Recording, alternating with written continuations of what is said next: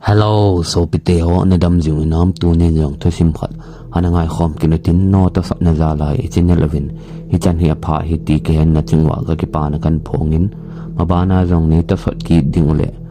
to sim hi lung lut ta pa na pa da chai ne ge ni ngai pi ki diwen kan te men tun to sim langa na lut ki tau te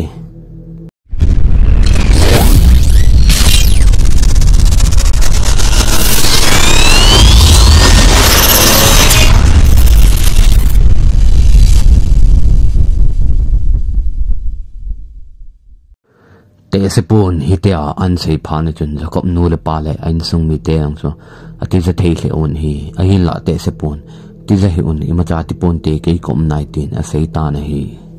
hitea a sei chai chai chun ling na sa ten ong ke ho nin gim nei te in hui le go ong ki tho in call na sa ten a pen van na sa ten a ging ta na hi hita chun ti za te in pam langa mi him asang aza husan gin chu anja ta ven hi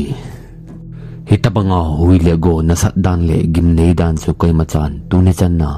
ain to kha lo je bachun ati ja thei le jeng ven hi chu in te se pun ti ja hi un ima cha ti pun te atin a kho na tui theng so lan om naw chu a chap kim vel tan koi macha hi cha ko nai na po do thei lo diu hi tin a sei ta na hi hui le go hat wal ji chun hui chen window chu chamin ain mun hong ta na hi le ama ho zong ti za ta in vin polang chu a ve vin hi le mi na mu dinga zong ti za ta mi him ti long asang aza polanga mi bol a adin chu an mu ta vin hi le ama ho zong ti za nan adim ta vin hi hi chun me bol vom le lu chu winda konin ong ki tol lu nin go go ta sa chu atom ta na hi le kidang ta in a khoi athama behilin go go ta sa so ong kidom khang in window langa aleng ta nei hi chun ama hon jong lungdong ta le te japum pumin go go ta sa cho polang age ka an ati wen aman loi chelwin kai lut te ding agota win hi alang khatlanga jakob lagaw jong akihen na sung kula konin sahim them khanin ong pui do win athal ngan sung chung khana alup sa win chem zama alol atan pi ta ven hi le jakob nu le pa le en sin mi te jong cho a el za on go go ta sa tu cho a sa ta ven hi te se pon jong a changa atu lel pha nin go go thagaw le ama ki gui jom na dinga a hi pat cho abot tan ta na hi hichi abo tan tan chun kedang ten hui le go yong cho au po obelin a thip chet ta na hi hi chun go go ta sa yong cho to la po le na hong chun chuin ama hon jong adom bin phatain alup nan alup sa ki ta ve nei chuin te se pon lohang tain ipilung ni gelwa takhat ta chu na bon chawa nan tha jing ham tin a sei ta nei chuin jakob non sahim hon a chapa lol atan pi amu dan thu te se pu kom chun sei ta nei le dang si sin rong ki bang chenin anamu vi nei chuin te se pon sahim hon na lung thimu pe koi na dinga nami thawa namo sa u he tin a sei ta nei te se pun a sei kinin tun imazo se at chai tai go go sa gaw zong he chelaya kho akum khwa tang den ding he tai atin lung no mo ta in go go ta sa so anai lunin a so jo a tham pi ta nei alang khatlanga go go zong thang cho a hong kalin sahim kulpi kot bul cho ong sung ta nei he chun te se pu to akigui zop na pat chu atan ta zin ata sa chu atha achawin a hluden ta na hi a hin la he che pe ta chun a loi pa zakomin pan pi ngai cha a ko na ole hu do ngai cha a pen na hu san chu han za tan hi le alai nat wal ji chun a thang tom to athane che sun sun phodo in ong ding do in ko sung chu alu ta na hi lang khat langa te se pu jong lungdong te no min hi chi hi thelo ding thil hi ama le ke ka ki gui zom na tan a hi ta ai le cha thelwa thim be ding dol ta hi tin lungdong ten a ta na hi go go zong ko sung chu ang lu ta ni le ke dang ten ko sung chu le nin ama sanga a thang ki khang do khana sahim aleng to na ana to wa a kom vela sahim ki dang ta ta le gim nei ta ten ana kim velwa gat ana bol chu an mu ta na hi hi chun sahim leng pa chun go go amu phanin aleng to na konin ong ding doin hi le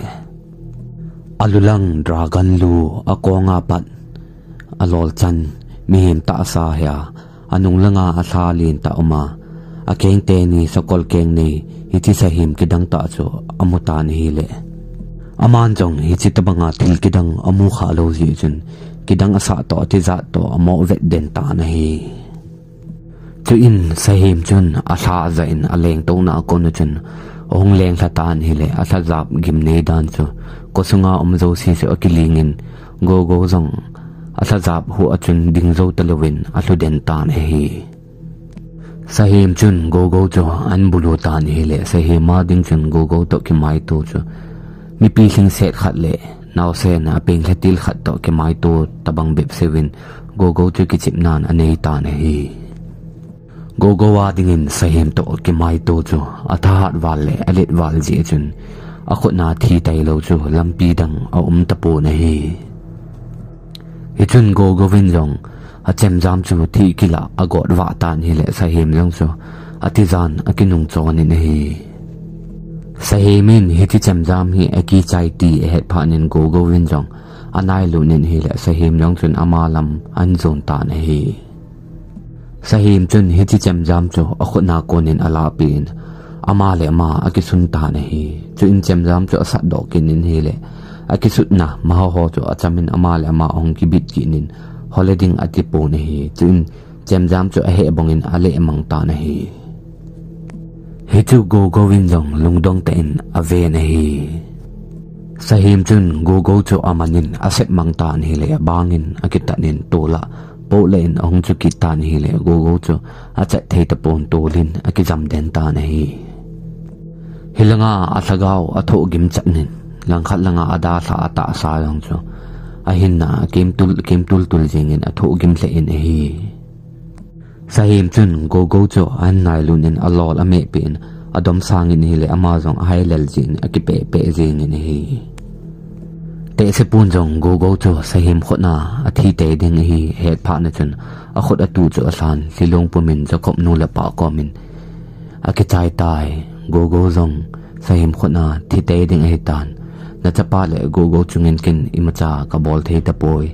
ni ngai da min tin thlasiten ake he mang ta na hi chu in jakob nun go go win achapa dinga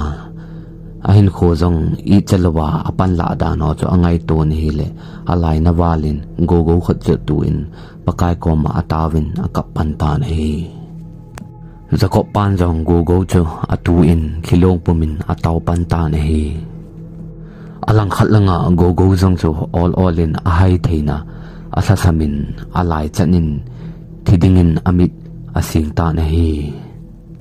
chipe ta chun wacha ham gin kidang ta zo an jan hi chi wacha jong chu wa senin go go kom langa ong leng in go go kom alhun phanin meibol bangle ki so in akam sunga chun alut ta na hi he ta chun go go jong chu hut khana ong khang do in ata sa chunga thahat ki pi be bangin alola ko na sahim khut chu asat than ong ki tom do ta na hi chu in te se pu minin kidang ten go go ta sa chu awa se jing in aman jong kidang sa wal ji chun anai lunin a khut chu atu in ave tan hi le athil mu chu kidang sa walin ata san thei pon alung don wal ji in anung chon levin hi chu in aman jong anai lut kinin ave kinin hi le kidang sa walin hi thei pon te ai thei loading thil hi I etile mi thlam mai men hi ti tabanga he tha na le bol theina ane ham atin kipa ten jakob nu la pa ko min na chapa jong hingin tin thagau dang so tang ho jong tha zalenin umta win te tin kipa ten a seita na hi sahim jong chun lungdong ten go go tha dan cho angai ton a tha za in go go lang chen gang chelin ong leng ta na hi chuin go go win jong tola thisan apo na chu alan sahim chu accept tan hi le sahim chu kha khan aleng mangin bang se nan akinei tan hi jong chu ake in asunga thisan kham chu sahim chunga chun akibotha tan hi le sahim chun adolel wal ji chun tolin akise in apeng tan hi cho in go vin jong a ke hi le en ave le en hi le ama to ki gam le je mun khana tu la angonga ki o cross le thi kil wa lap lama nom khom cho an muta na hi aman jong anai lu nin cross le thi kil cho alan a go tu ta ni le ki dang ten cross cho len jong ong len chen ha jong ong ha wa che ta na hi aman jong phat lem chang aven sahim hi chi sahim alung a heart light ta chun hi chi cross cho a phut lu ta na hi sahim jong chun ado lel wal je chun ha pen ne peng ta ne le wan lai zol ki thong in kol na sa ta ne pen ling pi na sa ta ne ki honin huile guang na sa ten azu ta na hi govin chemjam abong sa tola cho alan hi le ki dang ta in abong sa cho chamchamen ong ki job ki nin aman jong lungdong ten aven thi kila chun agot wa in sahim alol cho atan ti ta na hi sahim athi thi chun ling pi na sa te na ki honin sungkul kot le kot pi aki kha zo se cho aki hong ta na hi hi chun go zong alel wal be se ji chun to la chun amo hlu den ta na hi phat chom khat zawin sahim lengam cho achimin tol langa akele lut pan ta na hi go zong din do azam do de ti le athan alel wal ji chun azo tapon athu den ki ta na hi go zong hitlai athi den ding akhe pha na chun achainan anu le pa le alung se pen angel cho agel do en thaseta in amino khat ve akovin alai chat ta na hi te se pon jong hi chu a he pha nin thaseta le thilong pumin go khot chu a tha loi chelin chin alaki nin aso chu athampi in hi le aso o ta na hi zakop nu la pan jong go cho a hai ta lo je chen te se pu cho ve o honin he pu ipiti tam tin adong in hi le te se pu jong cho sa pum le lai na ta pumin imacha sai lewin ake hei mang ta na hi chun go cho athi tai ti e he non pha ni na ma ni song ha kan akap hon ta na hi alang khana hi che wacha ki dang ta chun thilong khat an hloin lengam khana an hlo lu ta ni le lengam nup dan cho sei ji e behel jengin an hlo in kulpi khana a hlo lu ta na hi hichi kulpi sunga chun leng hidiga gin mo pasal mi khan hi banglia ke vona leng to na a towa akom vela wan kang bangli ke vona mi tam ten chemjam ke choi puma anaga na chu an mutan hichi wacha chun an hloin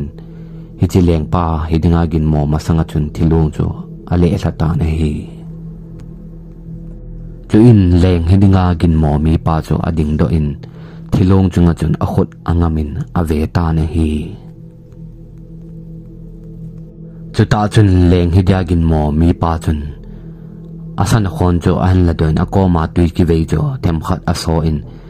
thilong kam sung chun a thleilu pi ta ni le go zong chun amit an ha in mun ke dang ta le mun nom ta khana cho an hedo ta na hi aman jong akoma mi ho cho ave le en hi le awa cho alo pi thei wal be se en abang levin koi hiu cho aphathin thei po na hi go vin jong ka pau di ti le apau thei pon tho do di ti jong le ata sa cho achat thei pon atho thei ta pon hi chun von kang ki von mi pa jong chun akoma ke pa cha ki dang ta cho ana khat alo than go kam sung chun akoi lut pi ta ne hi go vin jong hibanga pa cha hoi pa cha ki dang ain kho a mu kha lo ji chun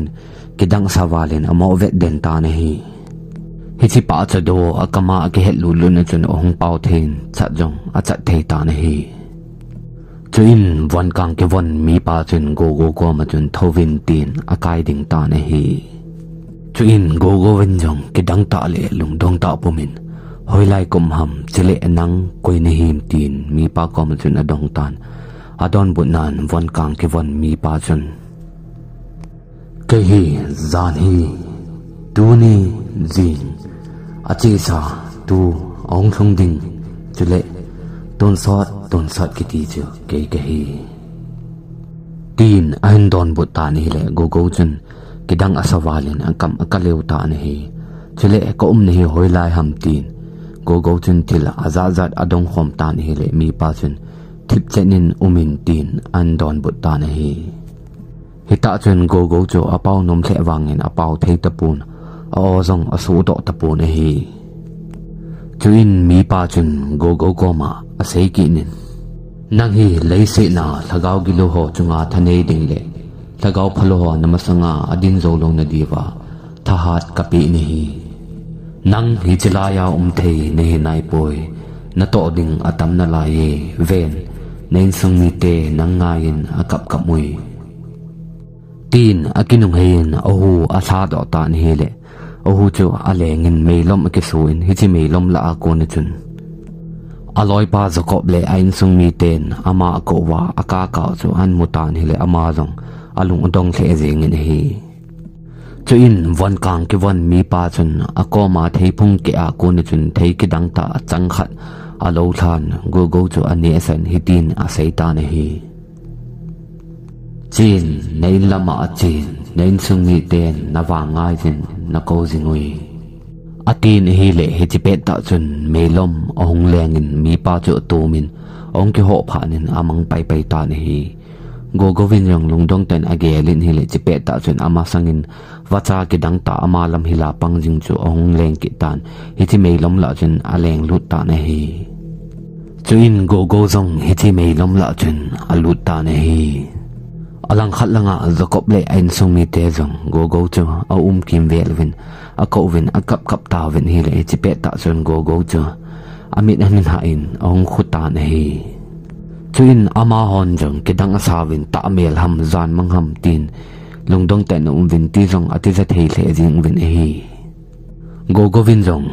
lungdong ten ipi ti le chilai kan ham kom namun hi hoilai ham i ti le neino kim vel wa hi ti ai nan ham tin a seitan hi le hi chi athu sei chun ama ho cho alung don sa che win hi chuin te se pu zong lung dong ta pu min go go lang chu hong nain go go khut chu alan a so chu a tham pi ta ne hi chun ama chu mi hing hi chu het pha nin le kop nu la pa ko ma chun a chin a kha su do ta ne hi chuin go go win te se pu chu aven nang hi kamu kha to na kilovi atin alung agel ta ne hi phat som khat zoin go go vin te se pu ko ma chun nang hi kamanga kamu te se pu chu nei lo ham tin an seita nei chuin ama ho zong lungdon nan adim vin ekive to vin go go ko ma chun namang chu itabang mangham tin adong ta nei chuin go go vin jong amang chu an sei pan tan te se pu thu sa a aloi pa thagau ki hen a ko na ahu do dinga ama achia chele wan kang le ki wan mi khanin inlangin ki le tan tia an sola ong kha do dan thu ho cho seitan hi le ata a bol lo si cho amang dana he phan chun te se pun jong le kop nu la pa ko ma chun ai tan te ima cha sei te hi vin tin a seitan hi ata a so lo si cho go go vin amang dana he phan chun te se pu cho lungdong te na ven iti kamanga kamu ham ka ti le ata a jong kamu ta be ham tin lungdong ten te se pu chu ave ta na hi go go jong chun cha a tho do ding ti le tho but lo pha na chun ata so cha the lo he phan chun i ti le ka ta sai cha the lo wa ka kisu kha na ma pop che chu jing ngam tin adong ta ne le te se pu chun namanga ne he jo si so ata thil so hi tin a sei ta ne le go go chun ata san thei po na hi go go dam se a ong ki le cho ama ho jong sei thei lo ki pa nan adim uben jingka a hi in go go chu an pom vin jacob te lang ong ta ven hi go go sei na a ko nin te se pon jong masanga se him ho ten ke thlai na aman ji nau kulpi chu a khol do en police ho a solin ata so ho zo se so ala do sa ta na hi police hon jong thilong ho chu a khol vin an sung mi te thu pe vin atu cha te mang ta so ho chu claim ong ki bol divin e het sa ta vin hi do ma cha zana sai him hon a tha te niu jong chu en sung mi ten ata sa chu claim ong ki bol vin e ki po ta vin hi hichini apan chun te se pu thu sei chu khu sung mi ten jong an ta san pan ta vin hi alang khat langa jacob nu le pan go go nu le pa le angel chu le anu le pa jeni en sung mi te lo si chu ko vin mai cham khat sim ding tin angai to ta ne hi pha chom khat zowin Jacob te en cho aban ban in ong hlung ta win chuin pha chom khat zowin Jenny zong ong hlung ta ni hi le Jacob chu dam se a hiti a kipa ta in sumi ti to anom khom chu amuta ni le kidang sawalin anai lu loi chelen adong pa Jacob chu kolin kap ta ni hi ong ki khom cheng cheng jong Jacob hiti a zan khat ni khat ka dam se a anoma a sai le le chu mu win hi le alungu adong thei le jeng in hi Angel jong ong hlung ta ni le Jacob dam se a ana sai le le chu amun lungdong ten anai lu nin i ti le zan khat ni khat ka hi tia hi nana dam jing ham tin adongin ei le chipe ta chun te se pun na bon cha win to win ilung gim naw ke man hin su thlam na nge tin a sei ta ne hi in te se pun a bon cha wa za ding chun thilum dan ho zo se chu a phung do ta ne hi te se pun thilum dan ho zo se chu a sei chai chai in go go nu le pa jong chu a chapan hi tia thi le hin ki ka a din mun lata dinga ima cha jong i he sa hon lo iam tin ham set wang se nen to hen lang thina manna hin nei khatale tin alai na honin achapa cho ka den honin achapa rum lang chun alut hon ta ne hi achapa cho ave honin hi ai le lup na chunga alel wal je chun ane mu in hin la asu kha anom han lo je chun ong do pai kin hon ta ne hi chu in te se pun a sei ki nin tha se hon hi in ne sa nom han lo jong hi poi na bon chau ko ma thu tha na yong sei no ma he jong ne sa no mu hi hin la hi thei lo thil om ta je ane sa lo hi atin achi masanga phone recording video akoi cho te se pun asa in avet sa ta win hi le abon cha win alai na win akap su ke ta win hi chuin Jenin Angel komin hitin an seitan hi Angel nangwang leisi chunga miwang phachung nung nu ne hi aji chu go go nanung se pa ne ki thlen kha hi ima cha hello aloi khat dinga thile hin rong ging lo ko ma hitia apan thele alung set pen angai lu pen nang dingin wang leisi chung hi a khup athala le ding hi rong le ngap lel pon te tin a seita ne hi chu in Angel jong a thi so in ima cha seilowen gang chelin ading do in go go lup na lang cho anai lu ta ne hi chu in ama hon jong lungdong ten Angel chan cho ave avin hi alang khalanga go go jong cho ong khang tan hi le ong kha kha chun akoma Angel cho an mutan hi le ke pa ten nui si ven aven now ita nong thun ham tin a seita ne hi hi chun Angel chun luhang ten go go chu a phalep ta ni ve abe pe ta ne hi Angelin go go chu alung se wal je in a ang koin kap pum pumin he o ipidinga ke khan khoding neu cha jong to lo ne him idea ima jong ne sa ji lo ham iam tin ham set wang set na to la chun ke ipiti hen nei ti ham tin asein go go chu a ang koi ta ne hi chuin go go win Angel ko ma now ipina sei na ham imacha ke them thei poi tin asei tan hele Angelin klem hi in imazo se ke he so ke dai tin asein afon cho ala do in recording a ball cho avet sa ta ne hi hi video amu mu chun go go win jong lungdong ten iti kamang ham katile ata ta jong hi video hi ana uma ham tin asein chuin Angelin anai lunin he o namang hi poi namanga namu zo si cho ata an til su a hi atin asein kipa te in hitin asei kinin he o wang pha ke kisai nang do ke ngai kha hi atin kha ve kis a bolin Angelin hitin asei kinin tunia pa na hi na bol di si ni he sa lo le ma cha na bol the loading na jun tha ne tha ge ni he sa ngai ai hi tin kipa ten apot do ta ne hi go go jong lum nen akingai to in kamang ham ka ta ham tin agel gelin hi le ima zo si cho amang hilawa ata zo a hi cho them khat khanin ane pan ta na hi phalin kho chi dung zo in zan a hi tan chuin ama hon jong mai cham a sim bin pathin ko ma ki pa thu se win an aneta wen hi ama ho jong ki pa ten an ne pu ma chen a khau lim lim win hi le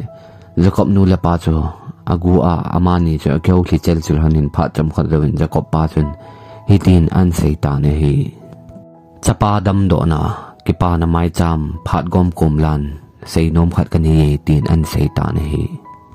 Jenny nu la pa ko ma chun ki phalam ta en Jenny hi amo dingin athum ta ne hi Jacob pa chun a sei kinin amun a phol a phat to ki to lawa ka sei hi jong le ni he thim win tin ki phalam ten ato thlaki ta na hi Jenny nu le pa cho akive tu hanin Jenny pan achanu Jenny cho ga ave in pha cham khat zawin Jacob pa cho aven gol pa ibola ne ni ti sei ge ham ke holang numi lang ka hi ji win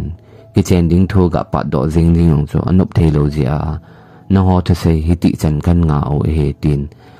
a sein ka chanu Jenny hi na chapa dinga ka pi ding hi tai tin a sei ta ne hi Hiti thu aza watin abon chawan ekipa win kipa na chungchona kipa na khat ong thun ki ta ji chen ama ho long thanom ten anui khom ta wen hi hiti pe ta chun go chu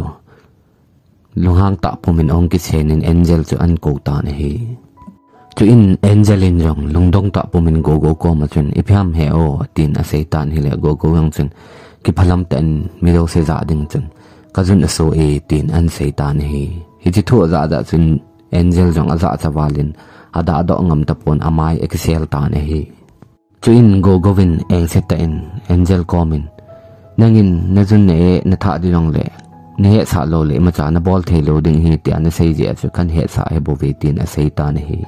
hi che za chun Angel jong aza chawalin da do ngam lo noi lang chu ave ve jing ta ne hi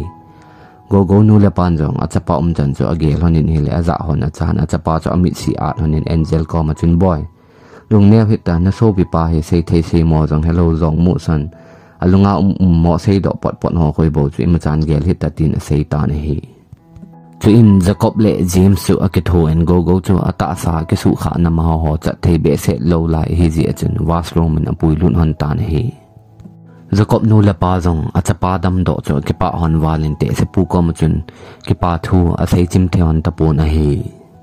ama hon jang an en ne chai gam tawin ani chai in ki pa ten ato khom won e ke holim khom tawin hi phalin kho chi dung zuin phat aman dan chun no ma sa wal ji chun phat geilam jang ani he tapowin imut phat chu ani ling se ta ne hi chuin Jacob te na chun ati tombe na imut the dan na zan khat se ding po imut ding chun a ke ho thatawin hi James le Jacob chu polanga om hanin Jacob nun Angel ko ma boy no te holup na ding lang room lang kon ka pha pi o tin asol ta na hi agalunin hi le go chu achang se in room sungin anomin chu in Angelin go chu anai lunin apang ta asipi hin hi le go chun kade atin se in hi le Angelin ipidinga hi chu mila ata nan se ham sei thei sei mo jong ne he lo ham atin ke phalam ta in a sei ta na hi